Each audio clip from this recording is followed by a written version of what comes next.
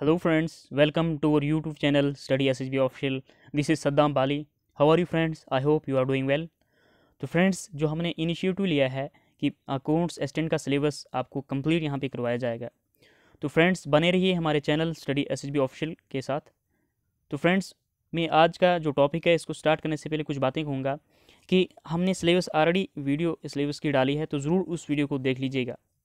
तो फ्रेंड्स जो हमारा पैटर्न रहेगा, थोड़ा वीडियोस का ड्यूरेशन लंबा रहेगा क्योंकि हर टॉपिक को हम एलोबरेट करेंगे, एक एक चीज़ को एक्सप्लेन करेंगे।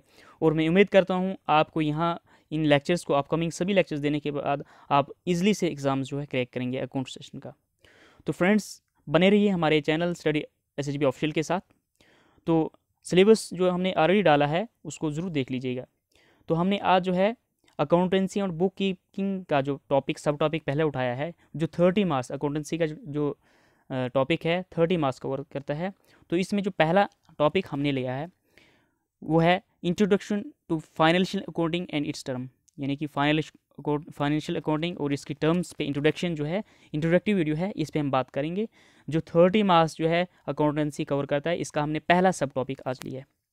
तो फ्रेंड्स आपको एंड में डिस्क्रिप्शन बॉक्स में PDF फाइल भी मिलेगी, अगर आप PDF लिंक भी मिलेगा, अगर आप चाहते हैं PDF दी जाए आपको तो ज़रूर में कमेंट बॉक्स में ज़रूर लिखिएगा। तो फ्रेंड्स स्टार्ट करते हैं हम आज का लेक्चर जो अकाउंटेंसी एंड बुक कीपिंग का है। तो पहला जो हमारे पास है जो सब topic introduction to financial accounting and its terms. तो फ्रेंड्स सबसे पहले what is accounting. Accounting is the defined as the process of identifying, measuring, recording and communicating the required information relating to the economic events of an organization to the interested user of such information। अब यहाँ पे क्या कह रहा है, according क्या है, किस तरह से हम डिफाइन है, ये process of identifying, measuring, recording, यानी कि हम क्या है एक प्रोसेस है आइडेंटिफाई करने का, मेजर करने का, रिकॉर्ड रखने का और कम्युनिकेट में एक्सचेंज करने का। एक रिक्वायर्ड इंफॉर्मेशन किसके रिलेटेड होती है, इकोनॉमिक्स इवेंट्स के रिलेटेड, जो ऑर्गेनाइजेशन की इकोनॉमिक्स इवेंट है उसके रिलेटेड ये सब इन्फॉर्मेशन होती है। जो कौन यूज़ करता है, interested use of such information. क्यों इंटरेस्टेड यूजर्स ऑफ सच, क्यों जो डिज़ायर इंटरेस्टेड होते हैं इस इन्फॉर्मेशन को यूज़ करते हैं। फ्रेंड्स आप इस डेफिनेशन को समझने के लिए, मतलब कि मैंने ऑलरेडी कहा कि ये क्या है, एक ये अकाउंटिंग क्या है, identifying, measuring, recording and communicating the required information किसके रिलेटेड होती है, इकोनॉमिक इवेंट्स के। और ये कौन इस यूज़ करते हैं, जो industry use of such information इसे यूज़ करते हैं डिफरेंट ऑर्गेनाइजेशन। तो फ्रेंड्स सबसे पहले ये डेफिनेशन, तो अब इनकी टर्म्स को समझना पड़ेगा। ये identifying, measuring, recording and communicating, जिससे आप इस डेफिनेशन को कंप्लीट समझ सकते हैं। तो फ्रेंड्स आइए इन टर्म को समझने के लिए, इस डेफिनेशन को समझने के लिए जो टर्म्स हैं यानी आइडेंटिफाइंग, मेजरिंग, रिकॉर्डिंग, कम्युनिकेटिंग, इनको समझते हैं और आप इजली से इस डेफिनेशन को समझ सकते हैं। तो फ्रेंड्स आइए हम इनको समझते हैं। सबसे पहले हमने जो मेंशन किया इकोनॉमिक इवेंट्स क्या होता है, तो पहले हमने जो डेफिनेशन में पढ़ा कि अकाउंटिंग क्या होता है, मतलब कि ये इकोनॉमिक इवेंट्स को किसके रिलेटेड इन्फॉर्मेशन होते हैं, इकोनॉमिक इवेंट्स। तो इकोनॉमिक इवेंट्स क्या होता है, तो फ्रेंड्स बिजनेस ऑर्गेनाइजेशन जो होती हैं इकोनॉमिक्स इवेंट्स में इन्वॉल्व होती हैं, मतलब कौन, बिजनेस ऑर्गेनाइजेशन जो होती हैं। ये इकोनॉमिक्स इवेंट्स क्या होता है, an economic event is known as happening of consequences to the business organization which consist of transaction and which are measurable in monetary terms।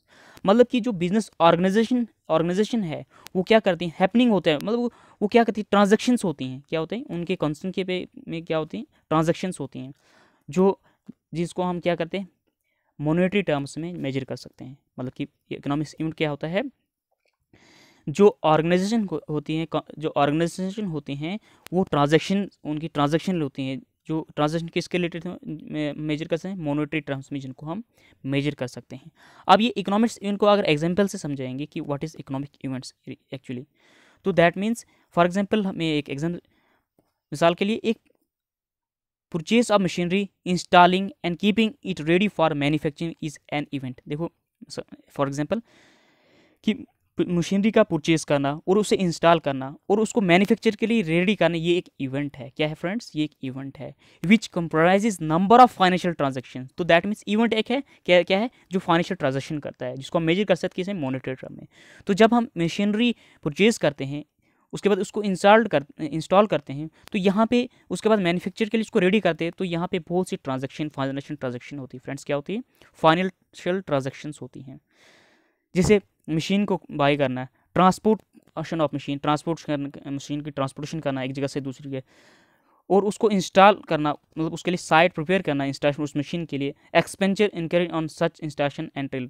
तो जो एक्सपेंचर यहाँ पे इनकर होते हैं, इसको लगते हैं ट्रांसपोर्टेशन के लिए, मतलब कि प्रिपरेशन, मतलब कि साइट प्रिपरेशन करनी है, तो ट्रांसपोर्टेशन, ये सब क्या लगा, तो यहाँ पे ट्रांजेक्शन, फाइनेंशियल ट्रांजेक्शन होते हैं, उसको जो मशीन को हम इंस्टॉल करते हैं ताकि वो सर्विस या प्रोडक्शंस दे। तो ये डिफरेंट ट्रांजेक्शन्स होती हैं, ये क्या है? इकोनॉमिक्स इवेंट्स होते हैं ऑर्गेनाइजेशन के ज़रिए से जो इकोनॉमिक्स इवेंट्स होती हैं। तो that means what is this called? Economics event. Friends I hope आपको समझ आ रही होगी। तो नेक्स्ट टॉपिक है जो हमारा नेक्स्ट हमने बताया था, अब इसमें भी आप फ्रेंड्स याद रखिएगा कि इकोनॉमिक्स इवेंट्स भी टू टाइप्स के इकोनॉमिक्स इवेंट होते हैं। एक होता है एक्सटर्नल इवेंट्स। फ्रेंड्स ये बहुत ज़रूरी टर्म्स हैं जो इस डेफिनेशन में यूज़ हो रही है। मैंने ऑलरेडी बताया इकोनॉमिक्स क्या होता है, उसकी डेफिनेशन के अंदर क्या क्या चीज़ें आ रही हैं। तो एक्सटर्नल इवेंट्स क्या होते हैं? इवेंट्स टू टाइप्स के होते हैं। If an event involves transaction between an outsider and organisation, क्या होता है? अगर ट्रांजेक्शन इन्वॉल्व है आउटसाइडर और ऑर्गेनाइजेशन के बीच में, तो उसको बोलते हैं एक्सटर्नल इवेंट्स। तो इसको क्या कहेंगे? यानी कि जो ट्रांजेक्शन आउटसाइडर और ऑर्गेनाइजेशन के बीच में है, उसको हम क्या कहेंगे? External events.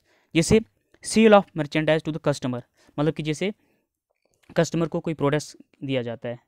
Purchase of material from suppliers, जैसे मटेरियल किसी सप्लायर से लिया जाता है, खरीदा जाता है। तो दैट मीन्स ये क्या है? एक्सटर्नल इवेंट्स हैं। जैसे एक और एग्जांपल है, payment of monthly rent to the landlord, जो लैंडलॉर्ड को मंथली रेंट पे, ये भी दैट मीन्स एक्सटर्नल इवेंट है। फ्रेंड्स जो इवेंट्स टू टाइप्स के होते हैं, एक होता है एक्सटर्नल इवेंट्स, एक होता है इंटरनल इवेंट्स। एक्सटर्नल इवेंट्स मैंने आपको समझाया क्या होता है। अब इंटरनल इवेंट क्या होता है? An internal event is an economic event that occurs entirely between the internal wings of an enterprises. क्या होता है? जो ये मतलब कि वो क्या होता है? एक्सटर्नल होता है, ये इंटरनल होता है। That occurs entirely between the internal wings of enterprises, ये इंटरप्राइज के इंटरनल विंग्स के बीच में होता है, इंटरनल विंग्स के बीच में होता है। जैसे सप्लाई ऑफ रॉ मटेरियल्स, क्या होता है friends? Supply of raw materials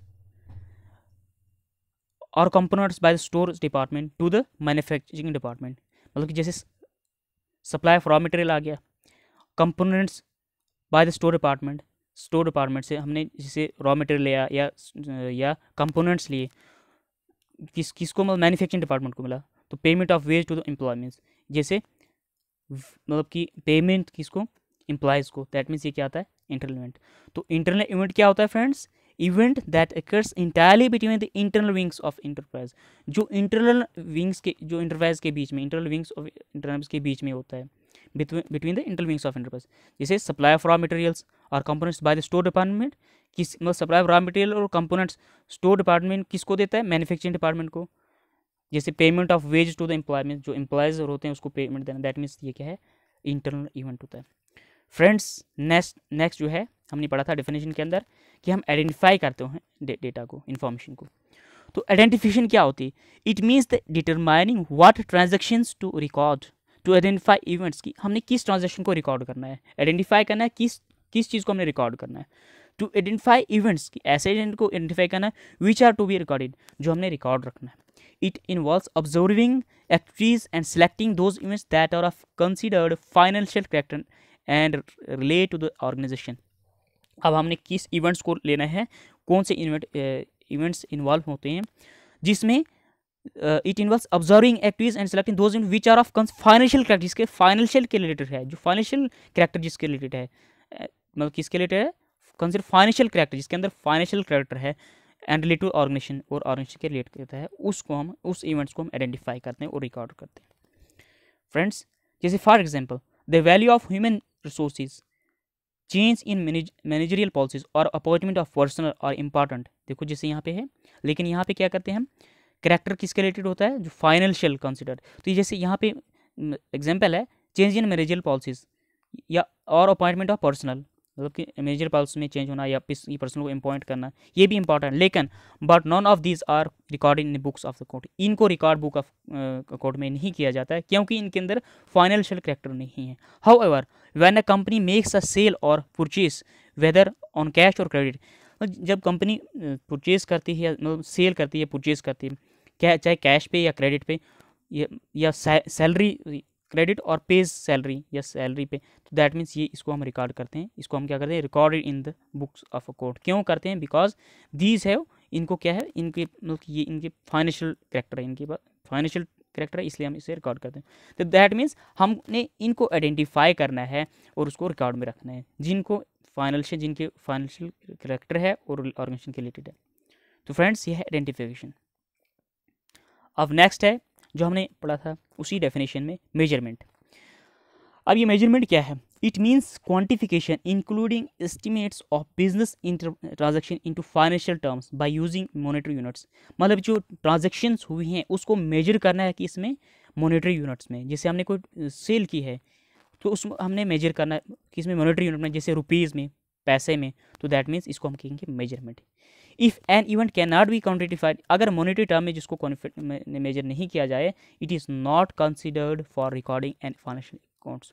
तो दैट मीन्स इसको क्या किया जाता है? Not consider for recording in financial account में उसको हम रिकॉर्ड कंसिडर नहीं करेंगे क्योंकि इसकी मॉनेटरी वैल्यू नहीं, इसको मेजर मॉनेटरी टर्म में नहीं किया जा सकता है।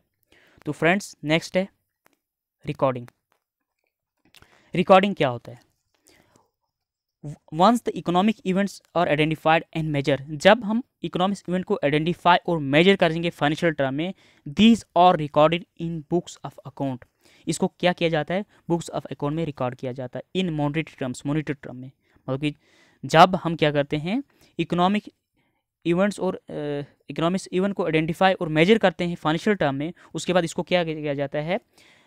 रिकॉर्ड किया जाता है। किस में record? In books of account in monetary terms, इसको बुक ऑफ अकाउंट में रिकॉर्ड किया जाता है। And in chronicle order, chronological order में, कब कौन सी इवेंट्स कब हुआ था, कितनी ट्रांजैक्शन कितनी सेल हुई थी, दैट मीन्स ये क्या कब किया, किस में किया जाता है?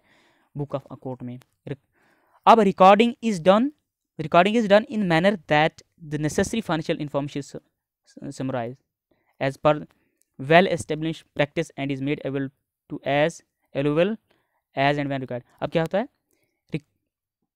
रिकॉर्डिंग को क्या किया जाता है? Recording is done in manner, record इस तरह से किया जाता है, इस मैनर से किया जाता है ताकि उसमें नेसेसरी और फाइनेंशियल इन्फॉर्मेशन हो, जब हमें ज़रूरत पड़े ताकि उसको हम मतलब कि वो हमें मतलब जब ज़रूरत पड़ेगी ऑर्गेनाइजेशन वगैरह को तो वो उसमें वहाँ से ले सके, उसी रिकॉर्ड को किया जाता है जो नेसेसरी हो और फाइनेंशियल रिलेटेड, फाइनेंशियल कैरेक्टर जिसके अंदर। फ्रेंड्स नेक्स्ट है कम्युनिकेशन। अब ये कम्युनिकेशन क्या होता है?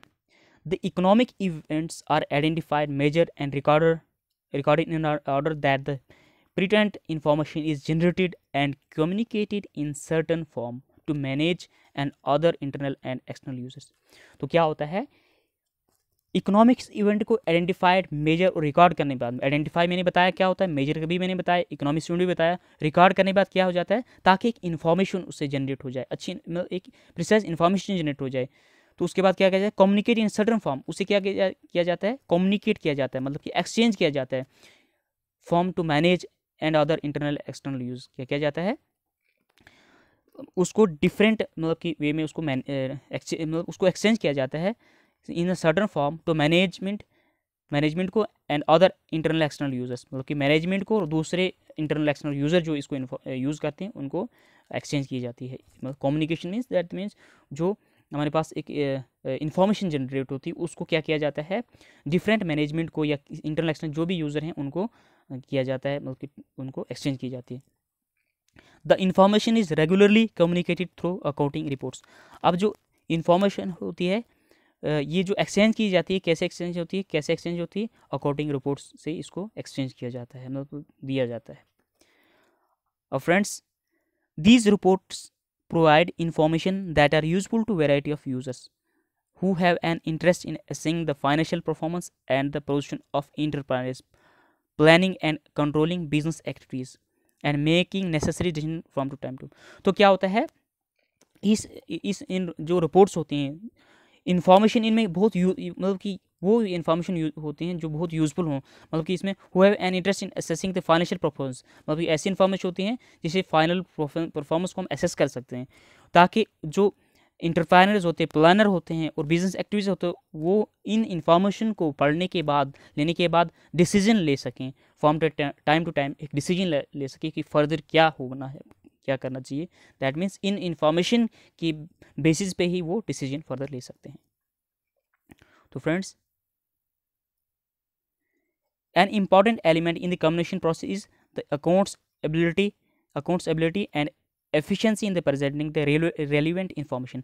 तो एक इम्पॉर्टेंट जो है एलिमेंट कम्युनिकेटिंग प्रोसेस, मतलब जो इन्फॉर्मेशन है उसमें एक इम्पॉर्टेंट एलिमेंट ये है कि जो अकाउंट्स की एबिलिटी, मतलब कि अकाउंट्स जो इन्फॉर्मेशन होगी वो क्या होनी चाहिए, एफिशिएंट होनी चाहिए, रिलेवेंट इन्फॉर्मेशन होनी चाहिए। Ability and efficient, it is the communication process is the accounts ability.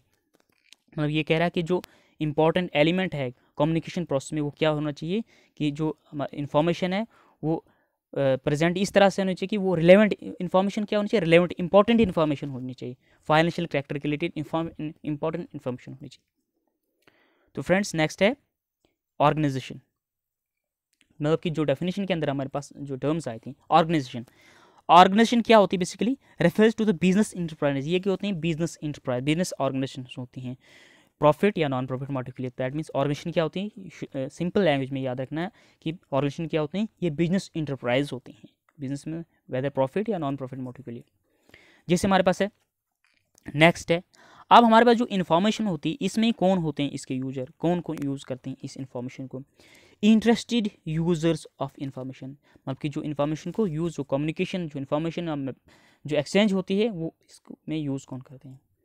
Many users need financial information in order to make important decisions, मतलब कि अब क्या होता है, बहुत से यूज़र को क्या है, इन्फॉर्मेशन रिक्वायर्ड होती है, इन्फॉर्मेशन ज़रूरत पड़ती है इन्फॉर्मेशन की, ताकि उन इन्फॉर्मेशन को पढ़ने के बाद, इन्फॉर्मेशन मिलने के बाद अपने डिसीजंस ले सकें।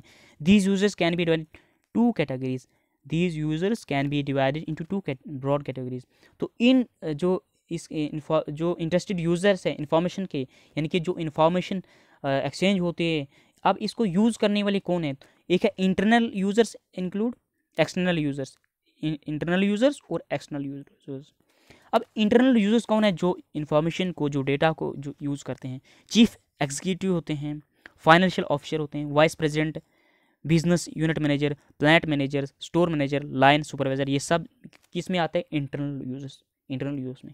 और एक्सटर्नल यूजर्स में कौन आते हैं, एक्सटर्नल यूजर में शेयर होल्डर्स आएंगे, क्रेडिटर्स आएंगे, financial institutions, tax authorities, regulator agencies, securities exchange board of India, ये भी आएगा जो एक्सटर्नल यूज़ करते हैं, labour unions, trade associations, stock exchange and customers, ये सब कौन आते हैं, किस कैटेगरी में आते हैं, एक्सटर्नल यूज़र, जो इन्फॉर्मेशन को यूज़ करते हैं। तो दो टाइप्स के यूज़र होते हैं, एक इंटरनल यूज़र्स और एक होता है एक्सटर्नल यूज़र्स। तो फ्रेंड्स, नेक्स्ट टॉपिक, फ्रेंड्स एक बात याद रखनी है आपने कि जो प्राइमरी फंक्शन अकाउंटिंग का होता है is to provide useful information for decision making.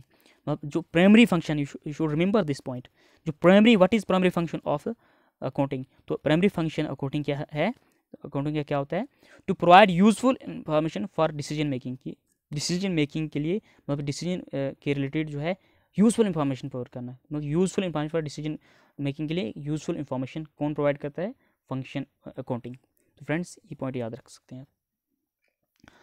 अब फ्रेंड्स जैसे हमारा सब्जेक्ट है जो इसमें अकाउंटेंसी एंड बुक कीपिंग, जो मतलब कि जो सब्जेक्ट है हमें जो सिलेबस में है अकाउंटेंट्स में, तो बुक कीपिंग क्या होता है। अब अकाउंटेंसी पे हमने थोड़ा डिफाइन किया इसको, क्या होता है अकाउंटिंग क्या होता है।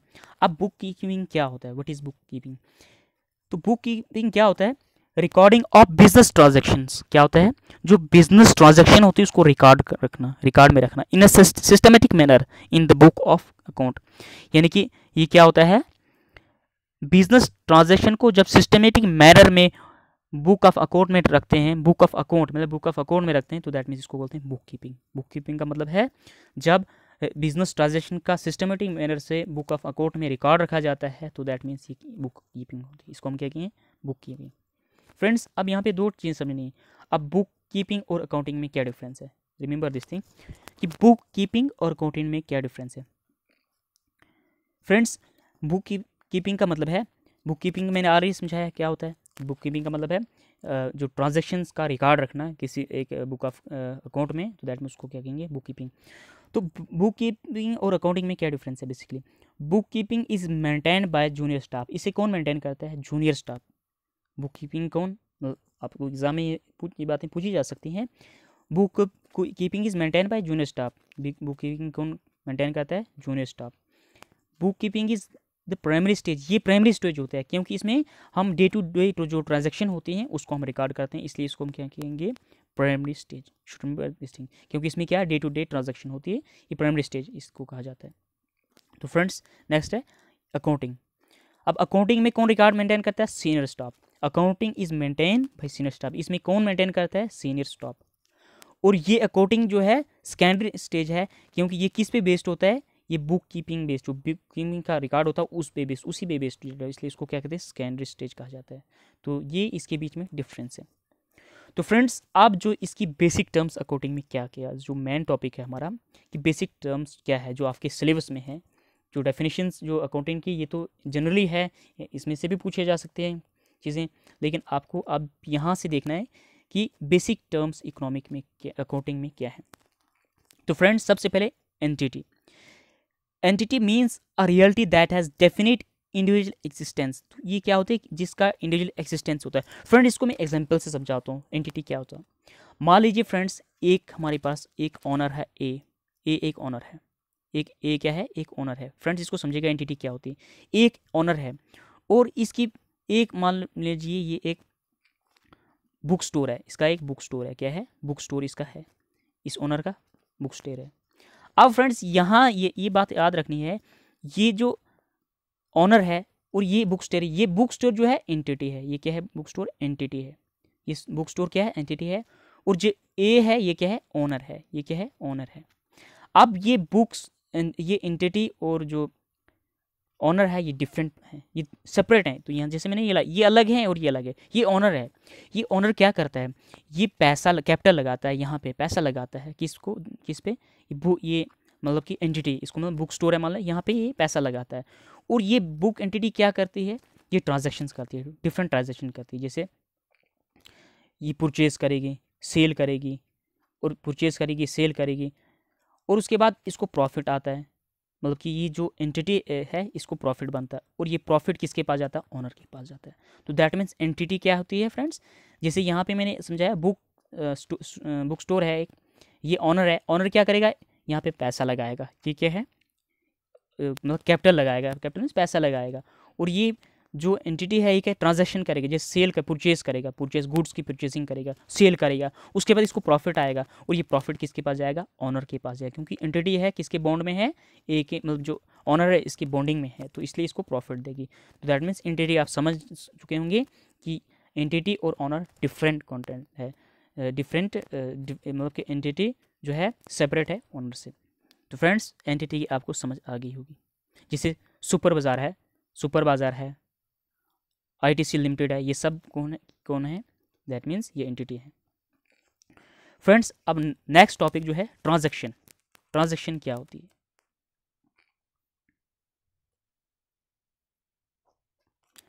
Transaction basically an event involving some value between two और मोर एंटिटीज। एक मिनट फ्रेंड्स, क्या होता है ट्रांजैक्शन? क्या होती है? An event involving some value between two और मोर एंटिटीज। इवेंट एक ऐसा इवेंट होता है, ये इकोनॉमिक इवेंट जैसे मैंने बताया, जो क्या इन्वॉल्व करता है? Involving some values between two और मोर एंटिटीज, मतलब दो एंटिटीज के बीच में वैल्यू को इन्वॉल्व करता है। जैसे कैसे? It can be purchase of goods, receipt of money, payment to creditor, incurring expense. It can be cash transaction or credit transaction. तो दैट मीन्स क्या होता है? ट्रांजेक्शन क्या होता है? ट्रांजेक्शन बेसिकली क्या होता है? दो एंटिटीज़ के बीच में वैल्यू ट्रांजेक्शन। जैसे परचेज करता है कोई चीज़ें, तो क्या ट्रांजेक्शन जो है ट्रांजेक्शन होती है।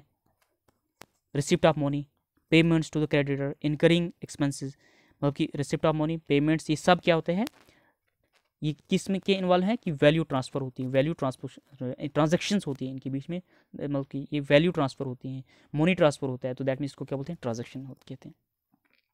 नेक्स्ट है friends asset.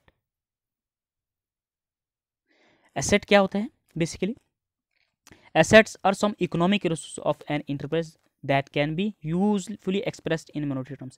asset basically economic resources है, ये क्या है, economic resource है, जिसको हम क्या कर सकते हैं, जिसको enterprise क्या कर सकता है, जिसको यूज़ कर सकता है, इन्वेस्टमेंट, इसको यूज़ कर सकता है, इन्वेस्टमेंट में ये लगा सकता है, that can be usefully express in monetary term, जिसको हम मतलब मोनेटरी टर्म में एक्सप्रेस करें। एसेट्स बेसिकली क्या है, इकोनॉमिक रिसोर्स हैं।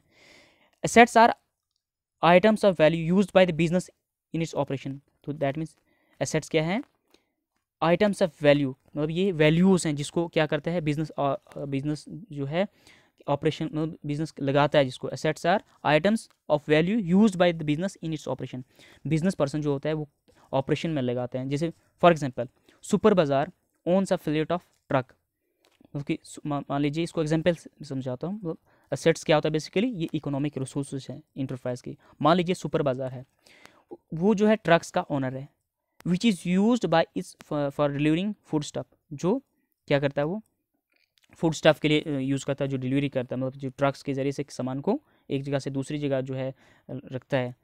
The trucks thus provide economic benefit to the enterprise, तो यहाँ पे ट्रक जो है क्या करता है, इकोनॉमिक बेनिफिट देता है इंटरप्राइज को। This will be shown on the asset side of balance sheet of supervise, तो दैट मीन्स ये यहाँ पे ट्रक जो है that means asset of for the enterprise. तो ये ट्रक जो है क्या है, इंटरप्राइज है, क्योंकि ये इकोनॉमिक बेनिफिट देता है इंटरप्राइज ऑर्गेनाइजेशन को। तो फ्रेंड्स एसेट क्या होता है, इकोनॉमिक रिसोर्सेज होते हैं। Economic assets are economics of an enterprise, क्योंकि ये इकोनॉमिक रिसोर्स होते हैं इंटरप्राइज के, जो इकोनॉमिक बेनिफिट देते हैं किसी भी ऑर्गेनाइजेशन को। That means these are assets. अब फ्रेंड्स एसेट्स भी टू कैटेगरी में डिवाइड किया गया एसेट्स को, एक होता है करंट एसेट्स, एक होता है नॉन करंट एसेट। तो करंट एसेट्स कौन से होते हैं, current assets are assets which can easily be converted into cash or used to pay off current liabilities within 1 year. तो करंट एसेट्स वो होते हैं जो हमें 1 साल के अंदर ही मिल जाते हैं, मतलब कि जिनकी वैल्यू हमें साल के अंदर मिल जाती है, जो हमें कन्वर्ट कर सकें कैश में, जैसे और हमें उनको मतलब जैसे हमें करंट लाइबिलिटीज़ हैं, हमने किसी पैसा लिया है जो देना है, तो दैट मीन्स हम करंट लाइबिलिटीज़ को भी दे सकें, मतलब 1 साल के अंदर जो हमें कन्वर्ट, ऐसे ही एसेट है जो हमें 1 साल के अंदर इजीली से विद इन ईयर्स हम उसको कन्वर्ट कैश में कर सकें, दैट मीन्स वो क्या होता है, करंट एसेट्स होते हैं। जैसे एग्जांपल है, कैश है मेरे पास, बैलेंस है, कैश और बैलेंस है। Stock which is expected to sold or consume within an year, ऐसा स्टॉक है जिसको हम 1 साल के अंदर बेच सकें या कंज्यूम कर सकें, दैट मीन्स इसको हम करंट एसेट में, करंट एसेट में क्या होता है, जो 1 साल के अंदर जिसको हम कन्वर्ट कैश में कर सकें या हम करंट लाइबिलिटीज़ वगैरह को विद इन 1 ईयर्स दे सकें, दैट मीन्स ये करंट एसेट। अब नॉन करंट एसेट क्या होता है, non current assets are assets which are represented a long term investment, मतलब which represent long term investment, ये क्या करता है, लॉन्ग टर्म इन्वेस्टमेंट को रिप्रेजेंट करता है, मतलब कि ये जो है ईजिली हम इसे कन्वर्ट नहीं कर सकते हैं, that can not be converted into cash quickly, इसको हम जल्दी से कन्वर्ट ये हमें नहीं हो सकता, ये हमें जल्दी नहीं मिल सकता है। They are likely to be held by company for more than years, इसमें 1 साल से ज़्यादा लग सकते हैं, 1 साल से ज़्यादा लग सकते हैं। That means non current asset वो एसेट्स होते हैं जो हमें क्विकली कैश नहीं देते हैं, जो हमें इजली मतलब कि 1 साल के अंदर कैश नहीं देते हैं, और करंट एसेट्स वो हैं जो हमें 1 साल के अंदर कैश जैसे मिल जाए हमें। जैसे नॉन करंट एसेट में एग्जाम्पल्स लेंगे, जैसे लैंड है, प्रॉपर्टी है, प्लांट है, इक्विपमेंट है, ट्रेडमार्क्स है, कंपनी का कोई ट्रेडमार्क्स है, लॉन्ग टर्म इन्वेस्टमेंट है, 1 साल से ज़्यादा ये है, 1 साल से ज़्यादा लग सकती है इसको कैश, मतलब कि यहाँ से हमें कैश मिलेगा, 1 साल के टाइम पीरियड से ज़्यादा लग सकता है इसमें, तो इसको क्या बोलेंगे, नॉन करंट एसेट्स। अब फ्रेंड्स लाइबिलिटीज़, फ्रेंड्स ये सब बेसिक टर्म्स हैं जो अकाउंटेंट्स में यूज़ होती हैं।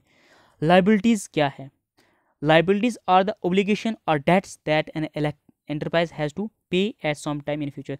अब लाइबिलिटीज़ क्या है, ये डेट है, ये एक किसको दैट एंटरप्राइज हैज़ टू पे, मतलब कि ये इंटरप्राइज को फ्यूचर में देना है। डेट क्या है, लाइबिलिटीज़ हैं, लाइबिलिटीज़ मतलब इसको अपनी सिंपल में जिम्मेवारी है, मतलब कि डेट क्या है, कर्जा है, दैट मीन्स ये किसको देना है, मतलब फ्यूचर में कम इंटरप्राइज को देना है। They represents creditors claim on the firm assets, तो जो क्रेडिटर होता है ये मतलब कि क्या करता, क्रेडिटर्स का क्लेम रिप्रेजेंट करता है फर्म्स के सेट पे। जैसे both small and big business find it necessary to borrow money at one time or the other. मतलब कि जैसे चाहे स्मॉल बिजनेस हो बिग बिजनेस हो, इनको ज़रूरत पड़ती है पैसा उधार लेने की। Find necessary to borrow money at one time or other and to purchase good. मतलब कि जो इंटरप्राइजर है, जो बिजनेस है, छोटे हों या बड़े बिजनेसमैन हो, उनको बिजनेस कंपनीज हो, उनको क्या ज़रूरत पड़ती है, मतलब कि उनको बारो करने की, पैसा उधार लेने की ज़रूरत पड़ती है ताकि वो परचेज गुड को परचेज कर सकें। तो ये किस पे करती हैं, क्रेडिट पे, ऑन क्रेडिट पे। तो फ्रेंड्स जैसे if super bazaar takes a loan for period of 3 years, जैसे सुपर बाजार जो है 3 साल के लिए लोन लेता है from Delhi state corporation bank. Delhi state corporation bank से सुपर बाजार क्या होता है, लोन लेता है। Bank this will also be shown in the liability in balance. तो दैट मीन्स ये क्या होगा, ये क्या लाइबिलिटी है। अब किसकी, मतलब सुपर बाजार ने किससे लोन लिया है, दिल्ली कॉर्पोरेशन से। This will also be shown as liability in the balance sheet. तो ये लाइबिलिटी है, अब सुपर बाजार की लाइबिलिटी है कि उसको वापस देना है, किसको, दिल्ली स्टेट कॉर्पोरेशन को। फ्रेंड्स आई होप आपको समझ आ रही है। तो फ्रेंड्स लाइबिलिटीज़ भी 2 टाइप्स, जैसे एसेट 2 टाइप्स के, लाइबिलिटीज़ भी 2 टाइप्स की होती हैं। एक होता है करंट लाइबिलिटीज़ और दूसरा होता है non current liabilities. Current liabilities क्या होती हैं, are those liability which are to be settled within one financial. वो लाइबिलिटीज़ जो 1 साल के अंदर हमें देनी है, मतलब हमने किसी बैंक से लिया है, 1 साल के अंदर उसको देना है। किसी पर्सन या ऑर्गेनाइजेशन से लिया है तो 1 साल के अंदर हमने देना है। तो ये क्या है, current liabilities. Non current liabilities कौन सी है, are those liabilities which are not likely to be settled. Non current liabilities वो हैं which are not to be settle within, जो 1 साल के अंदर वापस नहीं दी जा सकती। मतलब वो लाइबिलिटी जो 1 साल के अंदर नहीं दी जाती उसको नॉन करंट लाइबिलिटीज़ बोलते हैं, और करंट लाइबिलिटीज़ वो हैं जो 1 साल के अंदर देनी है, उसको बोलते हैं करंट लाइबिलिटीज़। तो फ्रेंड्स आई होप आपको समझ आ रही होगी। अब फ्रेंड्स नेक्स्ट जो टर्म्स हैं, कैपिटल। कैपिटल क्या होता है, amount invested by the owner in firm is known as capital. Amount invested by the owner in the firm is known as capital. Capital क्या होता है, बेसिकली ये क्या होता है, जो भी पैसा या एसेट लगाया जाता है, दैट मीन्स उसको हम कहेंगे इन्वेस्टमेंट में लगाया जाता है। कैपिटल सिंपली मीन्स हम देखेंगे कि जो भी पैसा लगाया जाता है इन्वेस्टमेंट में, उसको हम कहेंगे capital. It may be brought in the form of cash or assets by the owner for the business entity. Capital is an obligation and a claims or assets of business. तो that means ये क्या होता है, cash या assets की form में लगाया जा सकता है ताकि क्या हो, इन्वेस्टमेंट किया जा सके पैसे, मतलब कि जो पैसा एसेट या कैश की वे में लगाया जाता है ताकि इन्वेस्टमेंट किया जा सके। It is therefore shown capital on liabilities side of the balance sheet. तो दैट मीन्स इसको इसलिए क्या किया जाता है, shown as capital on the liability side of balance. तो इसको हम लाइबिलिटीज़ कह सकते हैं, बैलेंस शीट में इसको हम लाइबिलिटीज़ कहेंगे। तो कैपिटल क्या होता है, basically amount invested by the owner in the firm is known as capital. It may be brought in the form of cash or asset by the owner for a business entity. Capital is an obligation and claim on the set of business. That means ये क्या है, capital क्या है, कौन लाता है इसको, जो ओनर्स होते हैं, ठीक है, asset by owner for the business के लिए entity. And capital is obligation and claim on the sets of business. मतलब कि ये है, ये जो ओनर लगाते हैं, ये क्या है, मतलब कि डिफरेंट इन्वेस्टमेंट के लिए जो पैसा लगाते हैं, दैट मीन्स को हम कहेंगे कैपिटल। तो फ्रेंड्स नेक्स्ट जो है sales. Sales are the total revenues from goods or services sold or provided to the customer. तो सेल बेसिकली क्या होता है, sales are total revenues from goods or service sold or provided to a customer. मतलब कि sales क्या होते हैं, जो टोटल रेवेन्यू हमें बनता है, मतलब कि sales are total revenues from goods are sold. मतलब जो गुड्स, जब हम चीज़ें बेचते हैं या सर्विस देते हैं, तो जिससे हमें जो हम बेचते हैं, मतलब कि क्या होता है, total revenue from goods or service, जो भी पैसा हमें मिलता है, रेवेन्यू जो पैसा जनरेट इनकम आती है, मतलब कि गुड्स या सर्विस सोल्ड करने से कस्टमर को, दैट मीन्स इसको हम कहेंगे सेल। सेल में भी है कैश सेल्स और क्रेडिट सेल।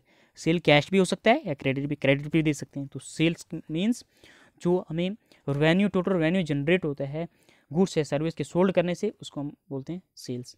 सेल्स कैश में भी हो सकता है और क्रेडिट में हो सकता है।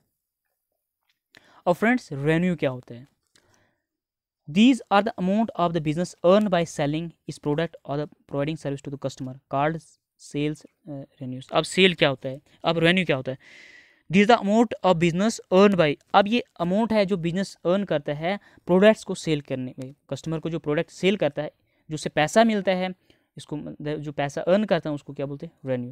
मतलब these are the amounts of the business earn by selling its product or providing service to the customer called sale revenue. मतलब सेल रेवेन्यू क्या होता है, जो अमाउंट बिजनेस अर्न करता है प्रोडक्ट या सर्विस प्रोवाइड करने से किसी कस्टमर को, जो उससे पैसा जनरेट होता है उसको बोलते हैं सेल रेवेन्यू। उसके other items of revenue common to many business are, मतलब और भी जहाँ से हम रेवेन्यू अर्न कर सकते हैं, जैसे कमीशन है, किसी बिजनेस कमीशन है, इंटरेस्ट है, रॉयल्टीज़ है, रेंट रिसीव्ड है।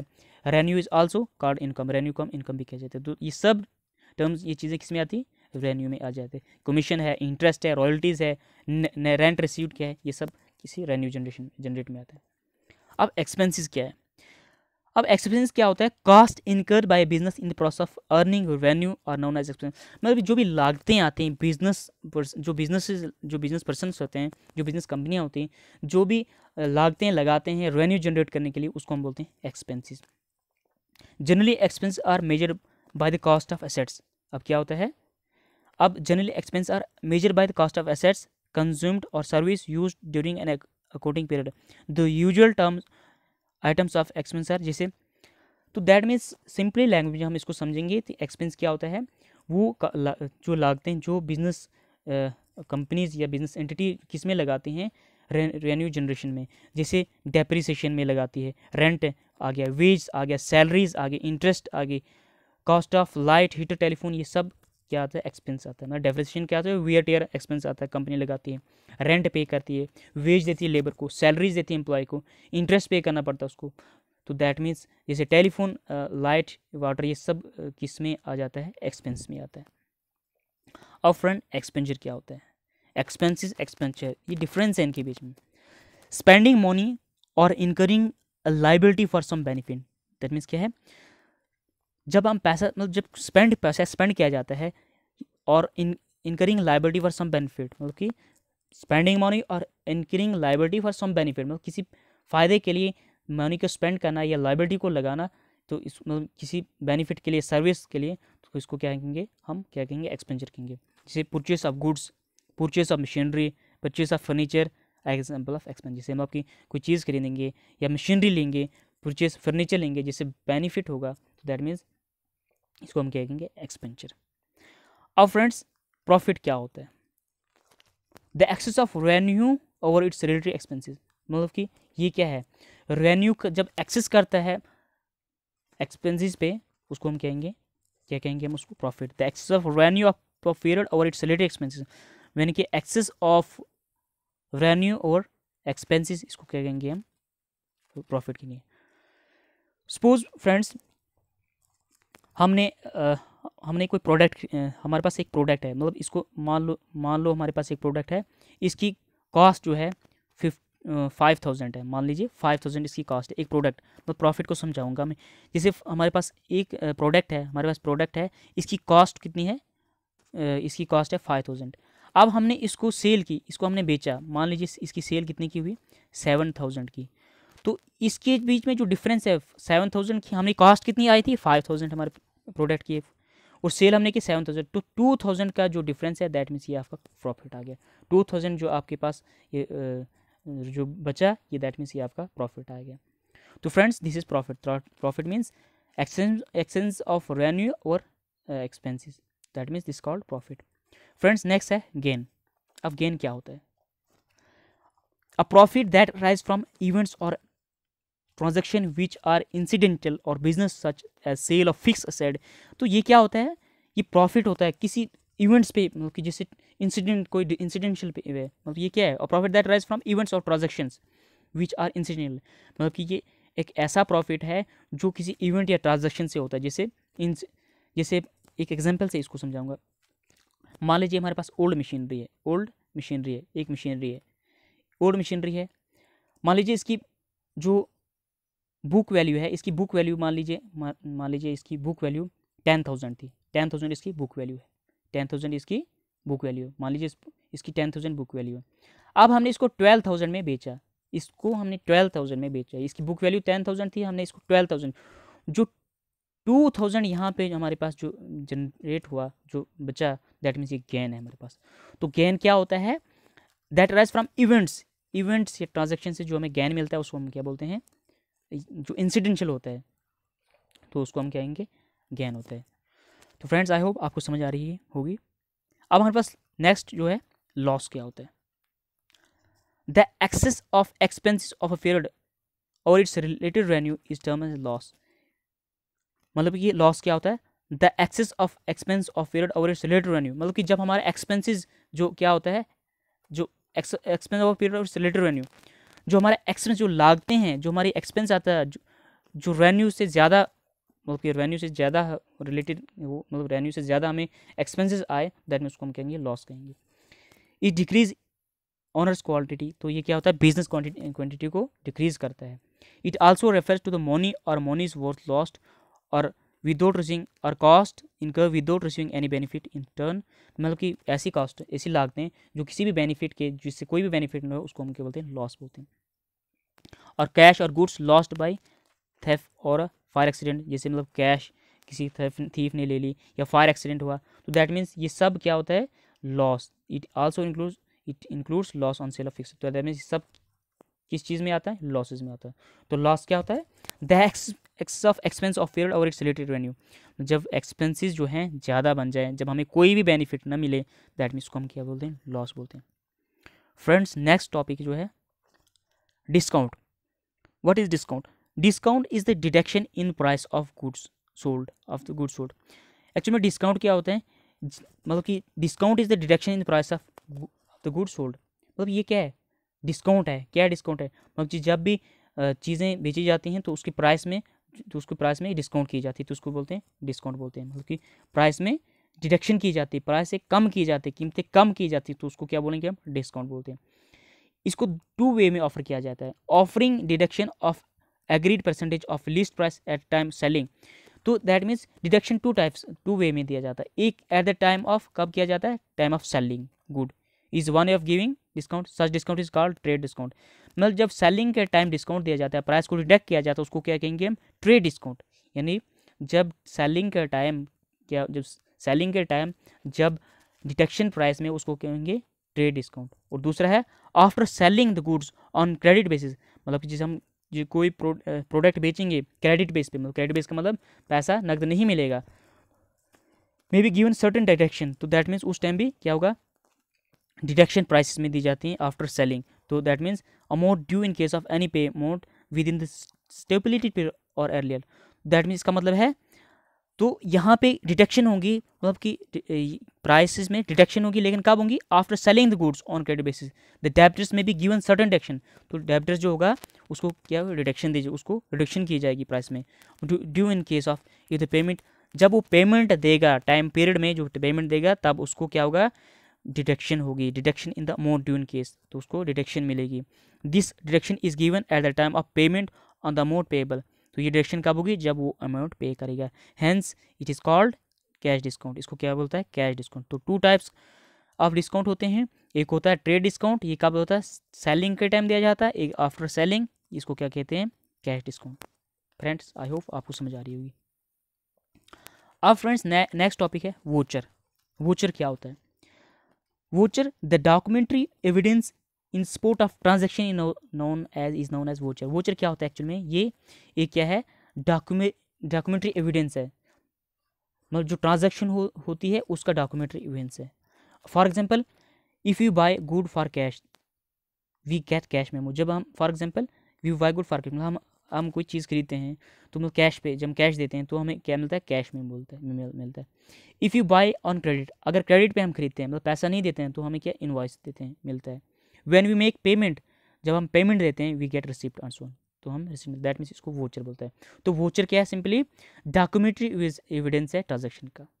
तो फ्रेंड्स आई होप आपको समझ आ रही हुई।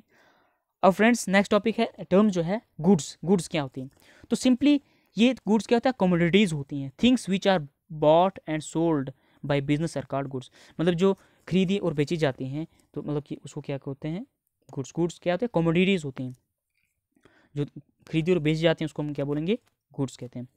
गुड्स में भी रॉ मटेरियल भी हो सकता है, work on progress of finish goods, मतलब रॉ मटेरियल गुड्स के रॉ मटेरियल भी जिनको फिनिश गुड्स में जो जिनका फिनिश गुड्स के लिए प्रिपेयर, जिनको हम फिनिश गुड्स में यूज़ करते हैं, मतलब फिनिश गुड के ऐसे रॉ मटेरियल्स होता है जो फिनिश गुड को कंप्लीट करने में जिनसे मदद लेते हैं। In accounting when goods are purchased it is written as purchase. Accounting में क्या होता है, जब गुड्स परचेज की जाती हैं इसको हम कहते हैं परचेज किए कहते हैं। व्हेन गुड्स आर परचेस्ड, जब चीज़ें परचेज की जाती हैं, खरीदी जाती हैं, इसको हम क्या किए purchase. When goods are sold, जब चीज़ें बेची जाती हैं इसको कहते हैं sales. It is written as stock, हम स्टॉक कब कहेंगे, रिमेन्स अनसोल्ड, जब वो बेची नहीं जाती, जब नहीं बेचते हैं तो उसको बोलते हैं stock at the end of year. तो होप फ्रेंड आपको समझ आ रही होगी। नेक्स्ट है ड्राइंग।